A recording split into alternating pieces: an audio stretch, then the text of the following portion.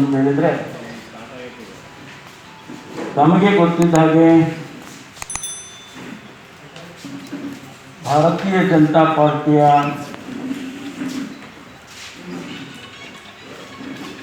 ಆಡಳಿತ ಕೇಂದ್ರದಲ್ಲಿ ಮತ್ತು ಇತ್ತೀಚೆಗೆ ರಾಜ್ಯದಲ್ಲಿ, ಕೇಂದ್ರದಲ್ಲಿ 7 ವರ್ಷಗಳನ್ನು ಭಾರತೀಯ ಜನತಾ ಪಾರ್ಟಿ ನರೇಂದ್ರ ಮೋದಿಯವರ ನೇತೃತ್ವದಲ್ಲಿ ನಡೆಸಿದ್ದಾರೆ. ಇವತ್ತು ರಾಜ್ಯದಲ್ಲಿ ಕೂಡ ಈಗಾಗಲೇ 1 ವರ್ಷ ಕಳೆದಿದೆ. ಕೇಂದ್ರ ಸರ್ಕಾರ 7 ವರ್ಷದ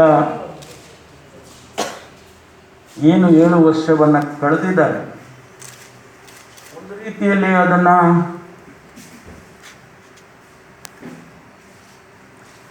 ಆಚರಣೆ ಮಾಡ್ತಕ್ಕಂಥ ರೀತಿಯಲ್ಲಿ ಪ್ರತಿ ಪಂಚಾಯಿತಿಯಲ್ಲಿ, ಪ್ರತಿ ಹಳ್ಳಿಗೆ ಹೋಗಿ ಕಾರ್ಯಕರ್ತರು ನಾವು ಮಾಡಿರ್ತಕ್ಕಂಥ ಸಾಧನೆಯನ್ನು ತಿಳಿಸ್ಬೇಕು ಹಾಗೆ ಅಂತೇಳಿ ಅವರಿಗೆಲ್ಲ ಯೋಜನೆಗಳು ಬಂದಿದ್ದಾವೆ ಅಂತ ಹೇಳಿ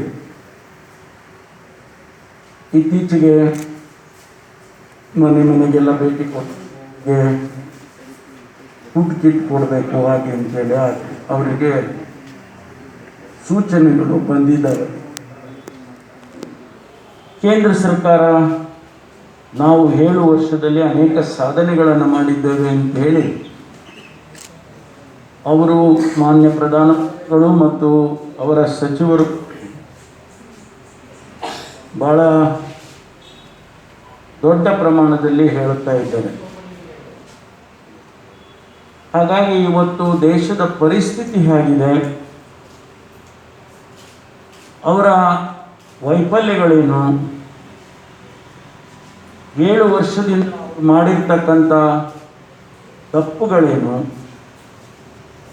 ಮತ್ತು ಜನಸಮುದಾಯ ಯಾವ ರೀತಿ ಇವತ್ತು ಇಡೀ ದೇಶದಲ್ಲಿ ಕಷ್ಟಪಡ್ತಾ ಇದ್ದಾರೆ ಅಂತಕ್ಕಂಥ ವಿಚಾರಗಳನ್ನು ನಮ್ಮ ಮುಂದೆ ಈ ಜನಸಮುದಾಯದ ಮುಂದೆ ಇಡಬೇಕು ಅಂತ ಹೇಳಿ ಕೆಲವು ಮಾಹಿತಿಗಳನ್ನು ರಾಜ್ಯ ಮಟ್ಟದಲ್ಲಿ ನಮ್ಮ ಅಧ್ಯಕ್ಷರು ಮತ್ತು ನಮ್ಮ ವಿರೋಧ ಪಕ್ಷದ ನಾಯಕರು, ಕೇಂದ್ರದಲ್ಲಿ ನಮ್ಮ ಅಧ್ಯಕ್ಷರು ಶ್ರೀಮತಿ ಸೋನಿಯಾ ಗಾಂಧಿಯವರು, ರಾಹುಲ್ ಗಾಂಧಿಯವರು, ವಿರೋಧ ಪಕ್ಷದ ರಾಜ್ಯಸಭೆಯಲ್ಲಿ ವಿರೋಧ ಪಕ್ಷದ ನಾಯಕರಾದ ಮಲ್ಲಿಕಾರ್ಜುನ ಖರ್ಗೆ ಅವರು, ಇಡೀ ದೇಶದಲ್ಲಿ ನಮ್ಮ ಪಕ್ಷದ ಎಲ್ಲ ಮುಖಂಡರುಗಳು ಕೂಡ ಜನಸಮುದಾಯದ ಮುಂದೆ ಭಾರತೀಯ ಜನತಾ ಪಾರ್ಟಿ ಮಾಡಿರ್ತಕ್ಕಂಥ ಅನೇಕ ತಪ್ಪು ನಿರ್ಧಾರಗಳನ್ನು, ಜನರಿಗೆ ಅವರಿಂದ ಆಗಿರ್ತಕ್ಕಂಥ ತೊಂದರೆಗಳನ್ನು ಇವತ್ತು ದೇಶದ ಮುಂದೆ ಇಡ್ತಾ ಇದ್ದಾರೆ.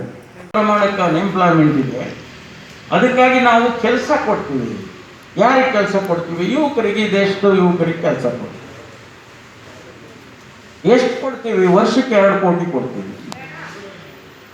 ಈಗ ಪ್ರಶ್ನೆ ಏನು ಅಂತ ಹೇಳಿದ್ರೆ, 7 ವರ್ಷ ಆಯಿತು, 7 ವರ್ಷದ ಸಾಧನೆಯನ್ನು ಬಿಂಬಿಸಬೇಕು ಈಗ ಕೇಂದ್ರ ಸರ್ಕಾರ, ಭಾರತೀಯ ಜನತಾ ಪಾರ್ಟಿ ಅನ್ನೋದಾದರೆ 7 ವರ್ಷಕ್ಕೆ 14 ಕೋಟಿ ಜನರಿಗೆ ಕೆಲಸ ಕೊಡಬೇಕು. 14 ಕೋಟಿ ಜನರಿಗೆ. ದಿ ಅನ್ಎಂಪ್ಲಾಯ್ಮೆಂಟ್ ರೇಟ್ 45 ವರ್ಷದಲ್ಲಿ ಯಾವತ್ತೂ ಇಷ್ಟು ಕೆಳಮಟ್ಟಕ್ಕೆ ಹೋಗಿದ್ದೇ ಇಲ್ಲ. ಅಂಥ ಅನ್ಎಂಪ್ಲಾಯ್ಮೆಂಟ್ ರೇಟು ಎಷ್ಟು ಮಟ್ಟಕ್ಕೆ ಹೋಗಿದೆ ಅಂದರೆ ಎಷ್ಟು ಜಾಸ್ತಿ ಆಗಿದೆ. ಆದ್ದರಿಂದ 7 ವರ್ಷದಲ್ಲಿ 14 ಕೋಟಿ ಎಂಪ್ಲಾಯ್ಮೆಂಟನ್ನು ಕೊಡ್ತಕ್ಕಂಥದ್ದು ಸಂಪೂರ್ಣವಾಗಿ ವಿಫಲ ಆಗಿದ್ದಾರೆ ಅನ್ನುವಂಥದ್ದು ಒಂದು ಭಾಗವನ್ನು ನಿಮ್ಮ ಮುಂದೆ ಇಡ್ತೇನೆ. ಇನ್ನು ನಿಂತಿರೋದೇ ಕೃಷಿ ಮೇಲೆ. ಇವತ್ತು ಕೂಡ more than 50% or nearing 60% economy depends on agriculture. ನಮ್ಮ ಫೈನಾನ್ಸನ್ನು ನೋಡಿದ್ರೆ 19-20% ಹಣ in our budgetary system comes from the agriculture sector ಇವತ್ತಿಗೂ ಕೂಡ. ಆದ್ದರಿಂದ ಕೃಷಿನ ನಾವು ಉತ್ತಮಪಡಿಸ್ತೇವೆ, ರೈತರಿಗೆ ಎಲ್ಲ ರೀತಿ ಸಹಕಾರ ಕೊಡ್ತೇವೆ. ರೈತರ ಆದಾಯವನ್ನು ದ್ವಿಗುಣಗೊಳಿಸ್ತೇವೆ. ದಿಸ್ ಆರ್ ದಿ ಭಾರತೀಯ ಜನತಾ ಪಾರ್ಟಿಯ ಮ್ಯಾನಿಫೆಸ್ಟೋ ಮತ್ತು ಅವರ ಸೇಯಿಂಗ್ಸ್, ಅವರ ಪ್ರಧಾನಮಂತ್ರಿಗಳ ಹೇಳಿಕೆಗಳು. ಇತ್ತೀಚೆಗೆ ತಾವು ನೋಡಿದ ಹಾಗೆ ಅವರು 3 ಕೃಷಿ ಸಂಬಂಧಪಟ್ಟ, ರೈತರಿಗೆ ನೇರವಾಗಿ ಸಂಬಂಧಪಟ್ಟಂಥ ಕಾನೂನುಗಳನ್ನು ತಗೊಂಬಂದರು 2020ರಲ್ಲಿ. ಅಂದರೆ ಸೆಪ್ಟೆಂಬರ್ 2020ರಲ್ಲಿ ಅವರು ಪಾರ್ಲಿಮೆಂಟ್ನಲ್ಲಿ ಬಿಲ್ಗಳನ್ನು ಪ್ರೊಡ್ಯೂಸ್ ಮಾಡ್ತಾರೆ. ಒಂದು, farmers produce trade and commerce promotion and facilitation act 2020.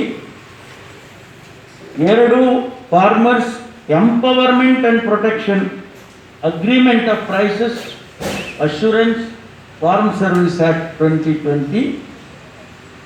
Essential commodities amendment act 2020. ಈ 3 ಬಿಲ್ಗಳನ್ನು ಸೆಪ್ಟೆಂಬರ್ ತಿಂಗಳಲ್ಲಿ ಪಾರ್ಲಿಮೆಂಟ್ನಲ್ಲಿ ತರ್ತಾರೆ.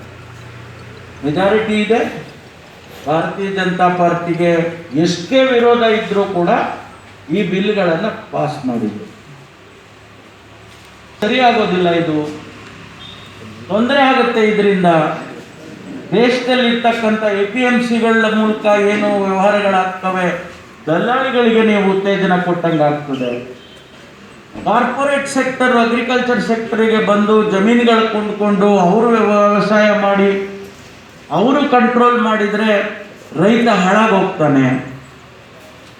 ಯಾವುದನ್ನು ನೀವು ಎಸೆನ್ಷಿಯಲ್ ಕಮಾಡಿಟೀಸ್ ಅಂತ MRP ಫಿಕ್ಸ್ ಮಾಡ್ತೀರಾ, ಮಿನಿಮಮ್ ಸಪೋರ್ಟ್ ಪ್ರೈಸ್ ಫಿಕ್ಸ್ ಮಾಡ್ತೀರಾ, MSPನ, ಅದು ಕೂಡ ರೆಗ್ಯುಲೇಟ್ ಮಾಡೋಕ್ಕಾಗೋದಿಲ್ಲ. ನೀವು ಬರೀ ಒಂದು 25 ಕಮಾಡಿಟೀಸಿಗೆ ಮಾತ್ರ MSP ಫಿಕ್ಸ್ ಮಾಡ್ತೀರಾ.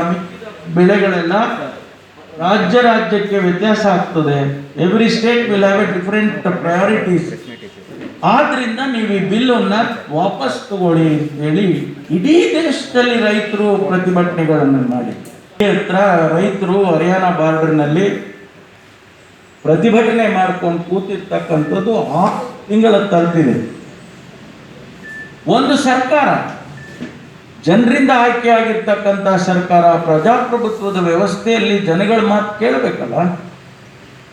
ಅವ್ರಿಗೆ ಉಪಯೋಗ ಆಗ್ತಕ್ಕಂಥ ಕಾನೂನುಗಳನ್ನು ಮಾತ್ರ ತರಬೇಕಲ್ವ. ನಮ್ಮ ಕರ್ತವ್ಯ, ನಾವು ಕಾನೂನು ಮಾಡೋರು ಜನರಿಗೆ ಉಪಯೋಗ ಆಗುವಂಥ ಕಾನೂನನ್ನು ತರಬೇಕಾದದ್ದು ನಮ್ಮ ಕರ್ತವ್ಯ. ಆದರೆ ಇದು ಸರಿ ಇಲ್ಲ, ನಮ್ಗೆ ಉಪಯೋಗ ಆಗೋದಿಲ್ಲ, ದೇಶದ ಕೃಷಿ ವ್ಯವಸ್ಥೆಗೆ ಈ ಕಾನೂನುಗಳು ಸರಿ ಇಲ್ಲ ಅಂತೇಳಿ ಪ್ರತಿಭಟನೆ ಮಾಡಿದರೆ ಇಲ್ಲಿ ತನಕ ಅದನ್ನು ನಾನು ವಾಪಸ್ ತಗೊಳ್ತೀನಿ ಅಂತ ಹೇಳೋದಕ್ಕೆ ಪ್ರೈಮ್ ಮಿನಿಸ್ಟ್ರಿಗಾಗಲಿ, ಕೃಷಿ ಮಂತ್ರಿಗಾಗಲಿ ಅಥವಾ ಯಾವುದೇ ನಾಯಕರು ಭಾರತೀಯ ಜನತಾ ಪಾರ್ಟಿಯವರಿಗೆ ಆ ವ್ಯವಧಾನ ಇಲ್ಲ ಅಂತ ಹೇಳಿದರೆ ಯಾವ ಕೃಷಿಯ ಆ ರೈತನ ಒಳಿತಿಗಾಗಿ ನೀವು ಕಾನೂನುಗಳನ್ನು ಮಾಡ್ತೀರಿ ಎನ್ನುವಂಥದ್ದು ಪ್ರಶ್ನೆ ಮಾಡ್ತೇನೆ. ಯಾಕಂದರೆ ತುಂಬ ದೊಡ್ಡ ಪಟ್ಟಿನೇ ಇದೆ. ಆದರೆ ಪ್ರಾಮುಖ್ಯವಾಗಿರ್ತಕ್ಕಂಥ 4-5 ವಿಚಾರಗಳನ್ನು ಮಾತ್ರ ಹೇಳ್ತೀನಿ. ಅಲ್ಲಿಂದ ರಾಜ್ಯಕ್ಕೆ ಬರ್ತೀನಿ, ರಾಜ್ಯದ ವಿಚಾರಗಳಿಗೆ, ನಂತರ ನಮ್ಮ ಜಿಲ್ಲೆಯದು ಎಲ್ಲ, ಆಮೇಲೆ ನಮ್ಮ ಲೀಡರ್ಸ್ ಎಲ್ಲರೂ ಕೂಡ ಅವರು ಕೂಡ ಹೇಳ್ತಾರೆ. ಭಾಳ ಸಂಕ್ಷಿಪ್ತವಾಗಿ ಹೇಳ್ತೇನೆ, ಜಾಸ್ತಿ ಎಲಾಬರೇಟ್ ಮಾಡೋಕ್ಕೆ ಹೋಗೋದಿಲ್ಲ. ಮೊದಲನೇದಾಗಿ ಈ ದೇಶದ ಆರ್ಥಿಕ ಪರಿಸ್ಥಿತಿ ಆಗಿದೆ. ಇವತ್ತು ಆರ್ಥಿಕ ಪರಿಸ್ಥಿತಿಯನ್ನು ನಾವು ಅಳತೆ ಮಾಡೋದು ಸಾಮಾನ್ಯವಾಗಿ ನಮ್ಮ ಗ್ರೋತ್ ರೇಟಿಂದ, GDP ಅಂತ ಏನು ಕರಿತೀವಿ, ಅದರಿಂದ ನಮ್ಮ ಆರ್ಥಿಕ ಪರಿಸ್ಥಿತಿಯನ್ನು ನಾವು ಅಳತೆ ಮಾಡ್ತೇವೆ. ನಿಮಗೆ ಜಸ್ಟ್ ರಿಕ್ಯಾಪ್, ಹಿಂದೆ ಯಾವ ರೀತಿ ಇತ್ತು, ಈಗ ಯಾವ ರೀತಿ ಪರಿಸ್ಥಿತಿ ಇದೆ ಅಂತ ಹೇಳಿ. ನಮಗೆ ಹಿಂದೆ ಸನ್ಮಾನ್ಯ ಡಾಕ್ಟರ್ ಮನಮೋಹನ್ ಸಿಂಗ್ ಅವರಿದ್ದಂಥ ಕಾಲಕ್ಕೆ ಪ್ರಪ್ರಥಮ ಬಾರಿಗೆ 10.68 GDP ತಲುಪಿತು. ಯಾವುದೇ ರಾಷ್ಟ್ರದಲ್ಲಿ, ಇಡೀ ಪ್ರಪಂಚದಲ್ಲಿ ನೀವು ನೋಡಿದರೆ ಯಾವುದೇ ರಾಷ್ಟ್ರದಲ್ಲಿ 2 ಡಿಜಿಟ್ ಮೇಲೆ GDP ಹೋಗಿದ್ರೆ ಆ ದೇಶದ ಆರ್ಥಿಕ ವ್ಯವಸ್ಥೆ ಸಂಪೂರ್ಣವಾಗಿ ಕಂಟ್ರೋಲ್ನಲ್ಲಿರುತ್ತೆ. ಜೊತೆಗೆ ಅಭಿವೃದ್ಧಿಯ ಕಡೆ ಗಮನ ಹರಿಸೋದಕ್ಕೆ ಸಾಧ್ಯ ಆಗ್ತದೆ ಅನ್ನುವಂಥದ್ದನ್ನು ಚೀನಾ ದೇಶದಿಂದ ನಾವು ಕಲ್ತ್ಕೊಳ್ಬೋದು. 10 ವರ್ಷ ಚೀನಾ ದೇಶದ ಆರ್ಥಿಕ ವ್ಯವಸ್ಥೆಯಲ್ಲಿ ಅವರ GDP 9 ಪಾಯಿಂಟ್ ಸಮಥಿಂಗ್, ಅದನ್ನು ಅವರು ಕಾಪಾಡ್ಕೊಂಡು ಬಂದರು ಸುಮಾರು 10 ವರ್ಷ. ಅದರ ಪ್ರಯುಕ್ತ ಅವರ ಆರ್ಥಿಕ ವ್ಯವಸ್ಥೆ ಸುಭದ್ರವಾಗಿ, ಪ್ರಪಂಚದಲ್ಲೇ ಒಂದು ಸುಭದ್ರವಾದಂಥ ಆರ್ಥಿಕ ವ್ಯವಸ್ಥೆ ಅಂತೇಳಿ. ನಮ್ಮಲ್ಲಿ 10 ವರ್ಷ ಡಾಕ್ಟರ್ ಮನಮೋಹನ್ ಸಿಂಗ್ ಒಬ್ಬ ಆರ್ಥಿಕ ತಜ್ಞ ಆಗಿ ಇದನ್ನು ಕಾಪಾಡ್ಕೊಂಡು ಬಂದು ಪ್ರಪ್ರಥಮ ಬಾರಿಗೆ ಅವರು 10 ಸಂಖ್ಯೆಯ ಮೇಲೆ ಹೋದಂತಹ ಉದಾಹರಣೆಯನ್ನು ನಾವು ನೋಡಿದೆವು.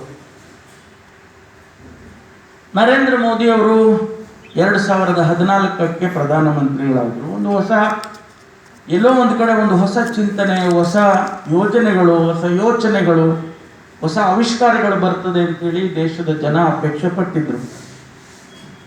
ಆದರೆ ಬಹಳ ಬೇಗ ಅವರ GDP ನೋಡಿ 2016ಕ್ಕೆ 8.1% ಇದ್ದದ್ದು ಕ್ರಮೇಣ ಅದು ಕುಸಿತ ಬಂತು. ವರ್ಷ ನಾನು ಡೀಟೇಲ್ಸ್ಗೆ ಹೋಗೋದಿಲ್ಲ, ಸಂಕ್ಷಿಪ್ತವಾಗಿ ಮಾತ್ರ ಹೇಳ್ತೇನೆ. ನಿಮ್ಮ ಪ್ರಶ್ನೆ ಇದ್ದರೆ ಆನಂತರ ಹೇಳಿ.